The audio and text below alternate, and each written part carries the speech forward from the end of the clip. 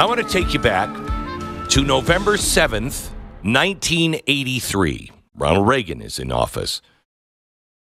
Do you know the date, November 7th, 1983? It's a night that echoes in the halls of American history. It is the date that a radical group known as M19 bombed the north wing of the United States Capitol. They bombed it. It went off.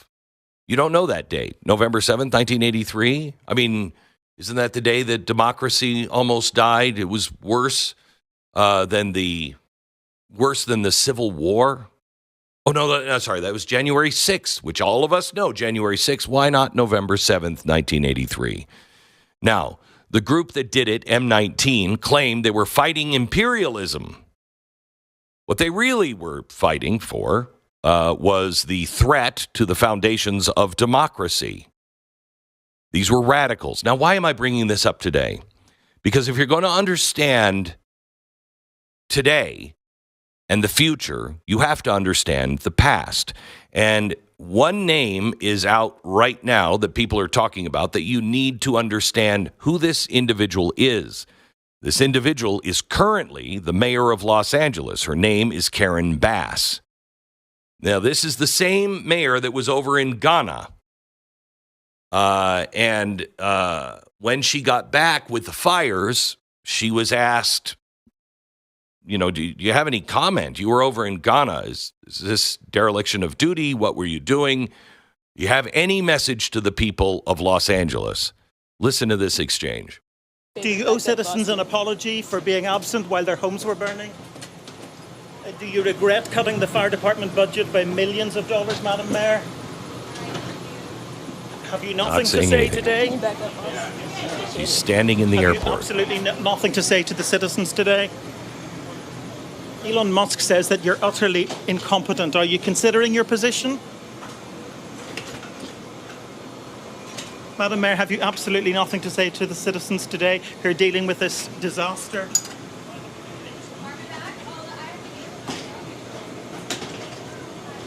No apology for them? Do you think you should have been visiting Ghana while this was unfolding back home? Now she's standing, you know that part that, you know, where it bends to go right into the airplane, you know, right as you're going down the ramp, and then it bends into the airplane. She's standing right at that bend. She was actually looking through the window of the glass at security because she gets special treatment. She gets to not go through the airport. She can just go down those stairs. And a car will pick her up and whisk her away. So she's standing there looking at security like, open the door. When are you going to open the door? Finally, she just looks through and shakes her head and gets instruction, just go the other way. So she leaves. Now, what does she have to say? Well, not a lot. Not a lot. But let's understand who she is and why she doesn't have a lot to say. Karen Bass built her career as a community activist. Oh, there's a code word we now understand what it means. The activism is a polite term now for her history. She's an activist. Well, okay. Her history is tied to radicalism, Marxism, and a dangerous ideology that bled from the fringes into the mainstream here recently. So let's start with the facts on her.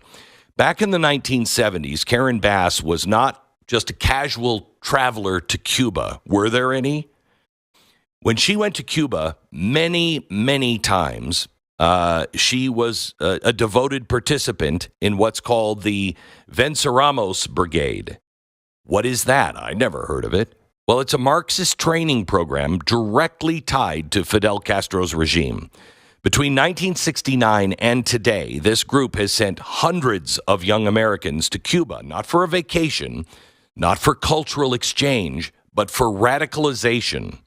You don't join the Venceremos Brigade because you want to learn, you know, what is that? What is the emoji with the salsa dancer? Can I use that if I join the Venceremos? That's not what that's about. It's not about good Cuban coffee. You join because you're a confirmed Marxist-Leninist. A Los Angeles police investigator testified before Congress about this group. He said members were trained in guerrilla warfare, sabotage, and bomb making. These are not idealists. They're insurgents in training.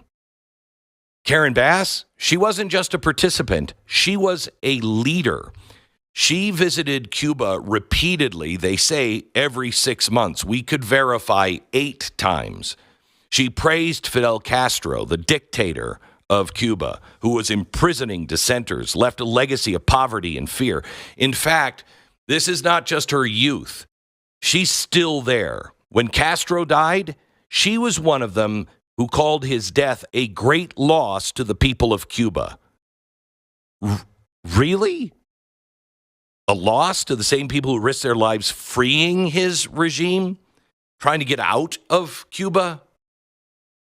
This is Karen Bass. She's the Los Angeles mayor, one of the largest cities in the United States of America. So let's fast forward to the president.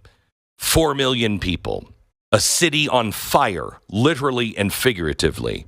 Wildfires raging across the city. Firefighters begging for resources like water. Mayor Bass had other priorities. Instead of supporting her own fire department, she cut their funding. Where's the money going? To NGOs, non-government institutions.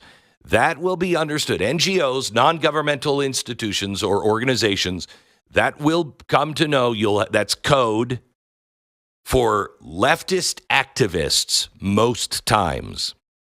And she gave the firefighting money to homeless NGOs who are fighting for the rights of illegal immigrants. Oh.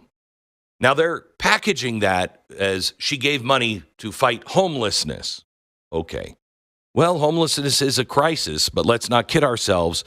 Los Angeles has poured billions of dollars into solving this problem, and it ends up in tent cities, open-air drug markets, streets lined with garbage and human waste, chaos spreading. And wait, what does she do? She defunds the people who are fighting fires. That's not, you don't take money away from the firefighters in an area of the country that's known for firefighting. They don't even have enough firefighters. Okay.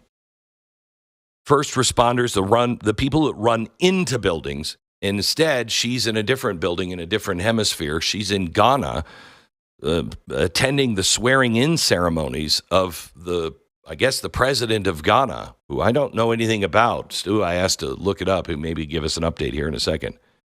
So her city is burning, and Mayor Bass was thousands of miles away, rubbing elbows at a presidential inauguration in Ghana. Is that leadership or is that dereliction of duty? I mean, you can go, but was she on taxpayer funds going to Ghana? Why was she there? Anyway, let's go back to the radical history for a minute, because it didn't end with the Venceremos Brigade. M19, the same group that bombed the Capitol in 1983, had direct ties to Cuba and the brigade. Remember, she's a leader in this. Now, Susan Rosenberg, she was one of the women that traveled to Cuba and returned as a domestic terrorist, shared the same ideological roots as Karen Bass. Now, I'm not saying Karen Bass planted the bomb or anything, but let's be clear. She was part of exactly the same radical network. She called Fidel Castro charismatic. She praised the dictator who was brutalizing his people. She aligned herself with a movement that believed in revolutionary violence, including the bombing of the Capitol. Now, she hasn't reformed. She hasn't come out and said, oh my gosh, have I learned my lesson? That was all really bad. I was a stupid kid. No, she's held on to those things. And in fact, she was considered a front runner for the vice president under Joe Biden. Her record was so toxic, so troubling, that even the Democratic Party said, well, I don't, can we do that? When your Marxist roots are too bad, too heavy for the Democrats, the progressives in Washington, D.C. today, that says something. So here we are, 40 years since the Capitol bombing, something that people just don't remember because, well, the media didn't make it into a big deal. And the ideology that fueled that bombing is alive and well and sitting in the mayor's office in Los Angeles. Karen Bass is just using new words. She's fighting for justice, for equity. She's fighting for the people. But what has her leadership actually brought? Homeless encampments, not housing, tent cities, fires burning out of control, fire department stretched to its limits, millions are funneled to political pet projects, and all the while, the city is spiraling deeper and deeper into chaos. November 7th, 1983. I want you to remember that date because the seeds of radicalism planted then are still bearing fruit today. And Karen Bass? Well, she's not just a relic of that radical past. She, in many ways, is a torchbearer. By the way, I got tipped off by this by a short documentary I saw on Karen Bass from Errol Weber. Errol Weber is a very smart guy who did a great job on this. We tried to contact him to get him to tell this story on the air today. We didn't get a call back. He lives in Los Angeles, and we hope and pray that we just missed each other.